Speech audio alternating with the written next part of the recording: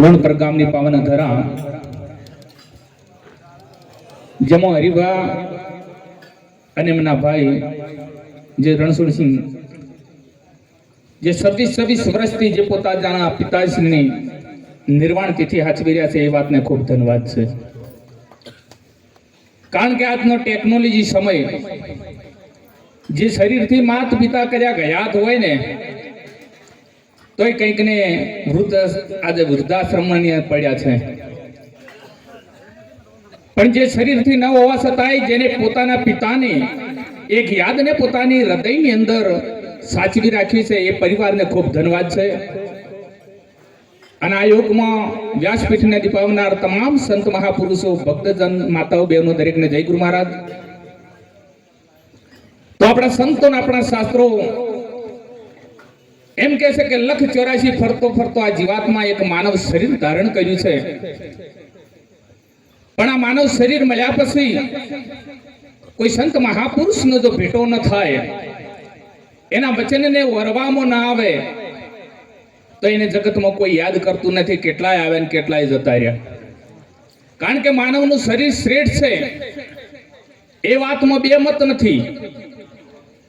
પણ માનવ શરીરમાં આવ્યા પછી જેને સંતોની વાતોને ગ્રહણ કરી છે ને સંતોના કયા પ્રમાણે જેને જીવન જીવ્યું છે ને ઇતિહાસના પાને એમના નામ ચડ્યા છે. આપણા સંત મહાપુરુષો આ માનવ શરીર મળ્યા પછી કેવું જીવન જીવવું એની એક રાહ ચિંતે છે. પણ જ્યાં સુધી ભજનમાં આપણે બેસીએ પણ ભજન આપણામાં ન બેસે ત્યાં સુધી મેળ ખાય એવું છે નહીં. કદાચ સંત મહાપુરુષોની વાતો આપણે સાંભળીએ, એમની વાણી સાંભળીએ, પણ એ જીવનમાં કદાચ આપણે ગ્રહણ ન કરીએ તો મેળ ખાય એવું નથી. તો આપણા સંત મહાત્મા એવા થઈ ગયા તુલસીદાસજી મહારાજ. એમને કહ્યું છે તુલસી એ જગ में आए के कर लीजिए दो काम, देने को टुकड़ा भला और लेने को हरि नाम. संत कबीरजीએ પણ કહ્યું છે, कबीर कहे कमाल को तो दो बातें सीख ले, कर साहब की बंदगी और भूखे को तू न दे. કારણ કે સંત મહાપુરુષો એક આ જીવનનું મર્મ શું છે એને સમજાવે છે. જેવું માનવનું શરીર શ્રેષ્ઠ છે એવો એમ આપણને એક મૂડી રૂપે આપણને સમય સર્વશ્રેષ્ઠ મળ્યો છે અને સમયનો સદુપયોગ કરી લેજો એવું આપણા સંત મહાપુરુષો કહે છે. કારણ કે બીજી બધી એ મૂડી કર્યા આપણે નહીં ખર્ચીએ ને તોય પડી રહેશે. પણ આ સમયની મૂડી એવી છે જે પરમાત્માએ આપણને કે 80 કે 90 કે 70 જે વર્ષ આપ્યા છે એ તમે ઊંઘી રહેશો તોય ખર્ચાય જશે અને બેઠા હશો તોય ખર્ચાય જશે. એટલે આ સમયનો સદુપયોગ કરી દેજો. અને એ સમયની અંદર આ માનવ શરીરની અંદર એક સાચો ઉદ્દેશ હોવો જોઈએ, જેને લક્ષ્ય હોવું જોઈએ. કારણ કે સંત મહાપુરુષની વાતો શું કહેવા માંગે છે એ વાતને જાણવાનું આપણું લક્ષ્ય હોવું જોઈએ. કારણ કે લક્ષ્ય જે ઉદ્દેશ વિનાનું જીવન છે ને એ નકામું છે. અને જે સંત મહાપુરુષો આપણને લક્ષ્ય આપે છે એ લક્ષ્ય પોકવાનો માર્ગ પેલો તો આપણે સાચો છે કે ખોટો એ આપણે જાણવાની જરૂર છે. કારણ કે જો લક્ષ્ય સુધી પહોંચવું છે તો પહેલા તો આપણે સાચો માર્ગને પકડવો પડશે. અને એ માર્ગ આ સંત મહાપુરુષો જોડે છે. કારણ કે બીજે બધે કદાચ આડાઅવળા દોડવાથી લક્ષ્યને પ્રાપ્ત કરી શકતા નથી. બીજા બધાએ કદાચ કર્મકાંડથી આપણને ફળ મળી શકશે, પણ આ ભજન સત્સંગ છે ને એ મુક્તિ આપી શકશે. પણ જ્યાં સુધી ભજનમાં આપણે બેસીએ અને એ ભજનનું મનોમંથન કરવામાં ના આવે, આ સંત મહાપુરુષની વાતો જો મંથન કરવામાં ના આવે તો તત્વના સારની ખબર પડતી નથી. એટલે ધન્યવાદ છે આવા પરિવારને. કારણ કે આવા સંત મહાપુરુષોની સેવામાં, માતા પિતાની સેવામાં કર્યા છે ને આપણું શરીર જો આપણે શરીરથી સેવા કરીએ તો એ શરીર પવિત્ર બને છે. કદાચ આપણા ધર્મશાસ્ત્રોને આપણા સંત મહાપુરુષોની વાતો કદાચ એના વિચારોને આપણે અપનાવીએ તો આપણું મન પવિત્ર બને છે. અને પરમાર્થિક જો ધર્મના કાર્યની અંદર કદાચ ધન વાપરવામાં આવે તો આપણું ધન પવિત્ર બને છે. નહીતર પેલા એક ભાઈ હતા, એટલે ઘણો પૈસો કમાતા, મોટો ધંધો બિઝનેસ ચાલતો. રોજ આવે ને રોજ સાંજે ઘેર આવે એટલે એમને પત્નીની બે ગણે પૈસા ગણે ને પછી કે તિજોરીમાં મૂકી દેજો, આપણે વાપરવાના નથી. એટલે બાજુમાં બીજા પાડોશી એક ભાઈ હતા, એમના પતિ ધંધેથી આવ્યા, એ ઓછું કમાતા હતા એટલે કહેવા માંડ્યા કે બાજુમાં આપણા પાડોશી છે ને કેટલી બધી કમાણી કરે છે, રોજ પૈસાની થપ્પી લઈને આવે છે અને ગણતા હોય છે, અને રોજ કહે છે કે હવે તિજોરીમાં મૂકી દેજો, હું આપણે વાપરવાના નથી, કે હોય એમાં શું, કાલ હું એ લઈને આવું. બીજા દિવસે આવ્યા એટલે પેલી કોરી માટલી હતા ને એના ઠીકરબા ભેગા કરીને પોટકું બધીને લઈને આવ્યા, અને પેલા પત્ની વાટ જોઈને બેઠા હતા કે આ તો લાવવાનું કીધું છે ને. હોજ પડીને ઘેર આયા એટલે કે પૈસા લઈને આયા કે આ ઘણા લઈને આયા છે, પેલા આપણે જમી લઈએ પછી સુખ શાંતિ ગણીએ. આ તો સુખ શાંતિ જમી લીધું અને પછી પેલું પોટકું ખોલ્યું કે આ તો ઠીકરા છે. તો પેલો કે બાજુમાં કમાય છે ઘણું, પણ આઈને ગણીને તિજોરીમાં મૂકે છે ને કહે છે કે આપણે મૂકી દેજે, વાપરવાના નથી, કદાચ ગમે એટલા હોય પણ જો વાપરે ના તો એ ઠીકરા જ છે કે. એટલે જે પરમાત્માએ થોડા ઘણું આપ્યું છે પણ પરમાર્થમાં કદાચ જો વાપરીએ તો એ આપણું ધન પવિત્ર બને છે.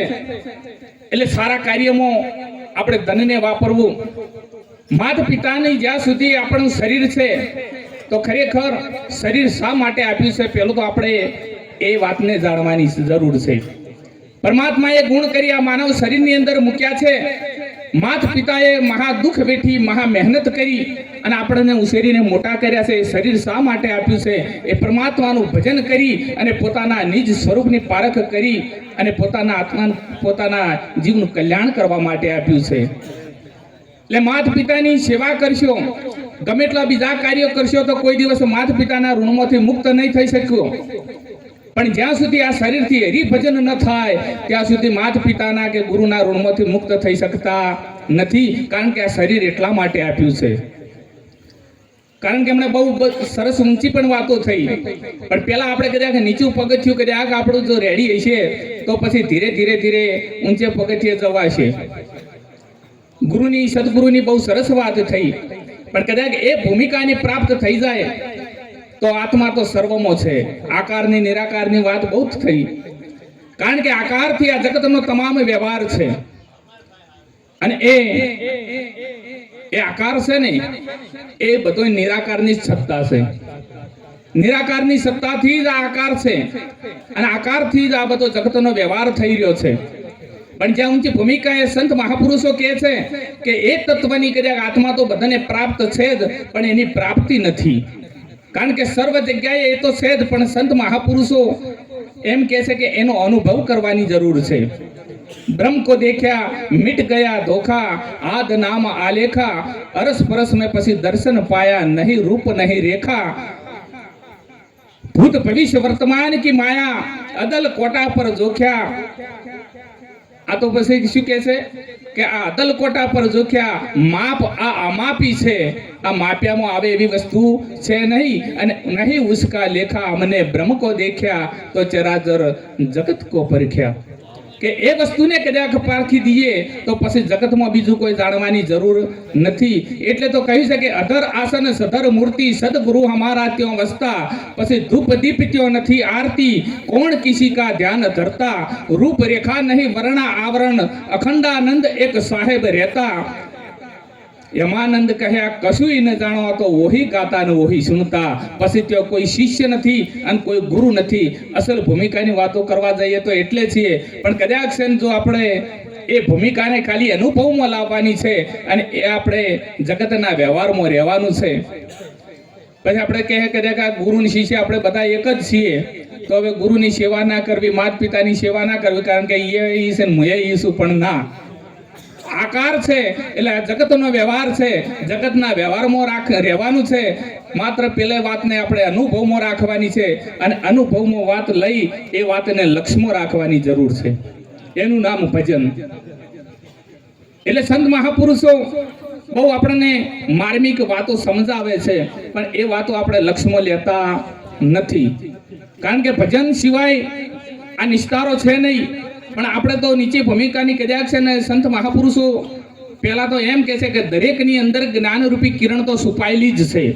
સંત મહાપુરુષો કોઈને જ્ઞાન નથી આપતા, કારણ કે ભગવાન કૃષ્ણજી કહે છે કે હે અર્જુન, દરેકને હૃદયની અંદર જ્ઞાનરૂપી કિરણ છુપાયેલી છે, પણ કામ ક્રોધ આ આવરણથી દટાયેલી છે. એટલે આ સંત મહાપુરુષો સત્સંગ દ્વારા આ આવરણને હટાવે છે. જે આવરણ હટે ને એટલે પોતાનામાંથી જ જ્ઞાન પ્રગટ થાય છે. એટલે આ સંત મહાપુરુષોની વાતોને ખૂબ સમજજો, જાણજો. કારણ કે માતા પિતાની સેવા કરજો, સમાજની સેવા કરજો અને સંત મહાપુરુષોના વચનોનું ખૂબ પાલન કરજો.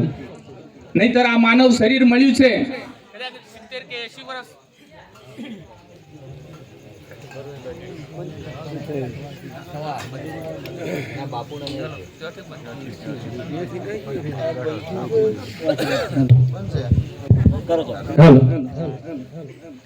પાંચ કદાચ 50, 70, 80 વર્ષે આ શરીર છોડવાનું છે તો નક્કી છે ને છે. એક વખત એક નાથજી ભાઈને, જે એક નાથજી મહારાજ હતા ને, એમને કોઈ ભાઈએ પ્રશ્ન કર્યો કે મહારાજ, સાચા વિચારો આવે તો બરાબર છે, પણ ખરાબ વિચારો આવે તો શું કરવું? એક નાથજી મહારાજ કે એ તો હું તને જવાબ પછી આપું, પણ તે 1-2 વખત આમ મારી ઉપર હાથ કર્યો ને એટલે તારી હાથની રેખાઓ મેં જોઈ અને રેખાઓ હું જાણી શકું છું. રેખા જોઈને હું ભવિષ્ય પાકી શકું છું. કારણ કે સંત મહાપુરુષો ભવિષ્યની વાતોને ના હાથ જોવાની વાતોને માનતા નથી, પણ માત્ર દ્રષ્ટાંત સમજાવવા માટે કરું છું. કારણ કે બધું કર્મને આધીન છે. કોઈ રેખાઓ જોયા હાટે કોઈ મટી જતું નથી. એટલે એકનાથજી મહારાજ કે તારી હાથની રેખાઓનું ભવિષ્ય જોઈ હું તારો ભવિષ્ય પાકી શકું. એટલે માણસને વર્તમાનની જાણની જરૂર નથી. કદાચ ભવિષ્યની વાત જો જાણવા મળતા હોય ને તો વર્તમાનમાં કોઈ જીવવા તૈયાર નથી. એટલે પેલો કે ભવિષ્યમાં શું છે તો કે 20મા દિવસે આજથી માંડીને 20મા દિવસે તારું મૃત્યુ છે. એટલે મૃત્યુ સાંભળીને પેલો ધુઆ થઈ ગયો કે હવે મારે તમારા પ્રશ્નનો જવાબ જોતો નથી. ત્યાંથી ઘેર જાય છે અને એની પત્નીને કહે છે કે ખાટલો ઢાળો. કે કેમ? કે એકનાથજી મહારાજ બોલ્યા છે ખોટું પડે નહીં, આજથી 20મા દિવસે મારું મૃત્યુ છે. અને ઘેર ખાવાય પાવતું નથી, કારણ કે મૃત્યુથી જગતને મોટો ભય કોઈ છે નહીં. 1 દિવસ 2 દિવસ ને 20 દિવસ પૂરા થયા એટલે એકનાથજી મહારાજ એના ઘેર આવે છે અને પેલો પગમાં પડી જાય છે કે મહારાજ તમે બોલ્યા હતા ને 20 દિવસમાં મારું મૃત્યુ છે, મૃત્યુ તો થયું નહીં. એકનાથજી મહારાજ કે કદાચ ઘાત ટળી ગઈ છે, પણ તું 20 દિવસ પહેલા મારી પાસે આવ્યો તો અને કંઈક પ્રશ્ન કર્યો તો કે હવે મહારાજ કે શું પ્રશ્ન કર્યો તો કે સારા વિચાર આવે તો બરોબર, પણ ખોટા વિચાર આવે તો મારે શું કરવું? એકનાથજી મહારાજ કે આ 20 દિવસમાં તને ખોટા વિચાર કેટલા આવ્યા એ મને કે. એટલે કે હારા ખોટા એ કે વિચારો જ આવ્યા નથી, ખાવાનું ભાયું નથી ને વિચારો આવવાની વાત જ છે. કે કેમ? કે 20 દિવસે મારું મૃત્યુ તમે પાક્યું હતું, મારી નજરમાં મૃત્યુ જ ફરતું હતું. એટલે એકનાથજી મહારાજ કે ભલા આદમી, 20 દિવસની મેં ખાલી તને મુદત એટલા માટે આપી હતી, આ એક તને સમજાવવા માટે. જો 20 દિવસનો મૃત્યુ સમજી અને તું આ બધું હારું ખોટું ભૂલી ગયો હોય તો 1 દિવસ આ શરીર છોડવાનું છે તો નક્કી છે ને છે. એ લક્ષ્યમાં રાખ તો તું કોઈનું ખોટું કરીશ નહીં. આપણે ઇતિહાસના પુરાવા જોઈ લો. જેને કરણને 1 આંગળી લાંબી કરતા પોતાની ભૂખ ભાગી અમીના જો ઓડકાર થયા હોય તો આપણે કદાચ સાચામાં જો સારામાં ઓગળી કરવાથી પણ આટલું પુણ્ય પ્રાપ્ત થતું હોય તો મોટામાં ઓગળી કરવાથી પણ આપણને